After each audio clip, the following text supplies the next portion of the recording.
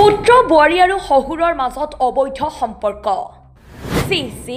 মানৱ সমাজক লজ্জানত কৰা ঘটনা নিজ পুত্ৰ বোৱাৰীক পলুৱাই নিলে নিৰ্লজ্জ শহুৰে এই ঘটনা সংঘটিত হৈছে এইবাৰ দৰং জিলাৰ ধুলা থানাৰ অন্তৰ্গত নিজ শ্যামবাৰী গাঁৱত প্ৰেমৰ পৰিধি ভাঙি এইবাৰ শহুৰে পলুৱাই নিলে নিজ পুত্ৰ বোৱাৰীক এই ঘটনা সংঘটিত হৈছে দৰং জিলাৰ ধুলা থানাৰ অন্তৰ্গত শ্যামাবাৰী গাঁৱৰ আব্দুল হক নামৰ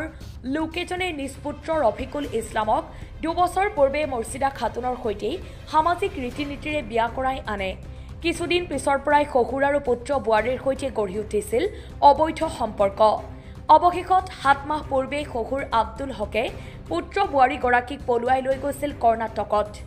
পুত্ৰ ৰফিকুল ইছলামে নিজ পিতৃ আব্দুল হক আৰু পত্নী গৰাকীৰ বিৰুদ্ধে ধুলা আৰক্ষী থানাত এনে পাখণ্ড পিতৃৰ শাস্তি বিচাৰি দাখিল কৰিছে এজাহাৰ নাম রফিকুল ইসলাম গাঁও নিশাবাড়ি থানা ধুলা ঘটনাটো এইটো হৈছে 7 মাহ আগত হৈছে মোৰ বোৱাৰীটো মোৰ দেউতা পলাই লৈ গ'ল তাৰপিছত মই তাতে কেছ কৰিছিলোঁ কৰ্ণাটকতে তাৰপিছত ইয়াত আহিলোঁ 3 মাহ মান ঘৰত অহাৰ পিছতে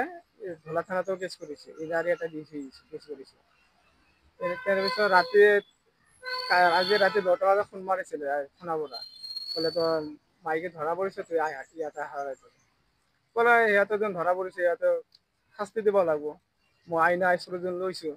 সেইকাৰণে শাস্তিটো দিবই লাগিব আইনৰ যেনেকৈ শাস্তি হয়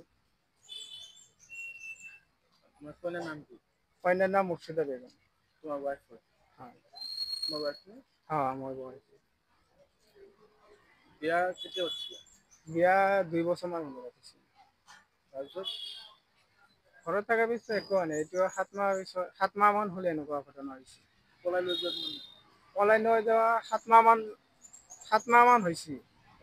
পলাই লৈ যোৱা মই খোজ পোৱা নাই ইমান দিন লৈ আজিলৈ 3 মাহ আগত খোজ পাইছিলোঁ তাৰপিছতে ঘৰত আহিলোঁ অহাৰ পিছত খোজ পালোঁ তাৰ ধুলা থানাত কেছো কৰিছিলোঁ কেছ কৰাৰ পিছত ইহঁতে ক'লে হ'ব মই খুজিলোঁ ক'ত আছে বা আছে যেতিয়া মই ইয়াতো পাম তোমাক ফোন মাৰিম তুমি আহিবা পিছত মই ফোন মাৰিলোঁ মই আহিলোঁ থানাতে দি ইয়াতো বোলে ধৰি লৈ আহিছে সেইকাৰণে ধৰি লৈ অহাৰ পিছতে মই থানাত আহিলোঁ অহাৰ পিছত দিও সেই দুটা নাই সেই দুটা ক'ত দিছে সেইটো মোৰ লাগে থানাৰ পৰা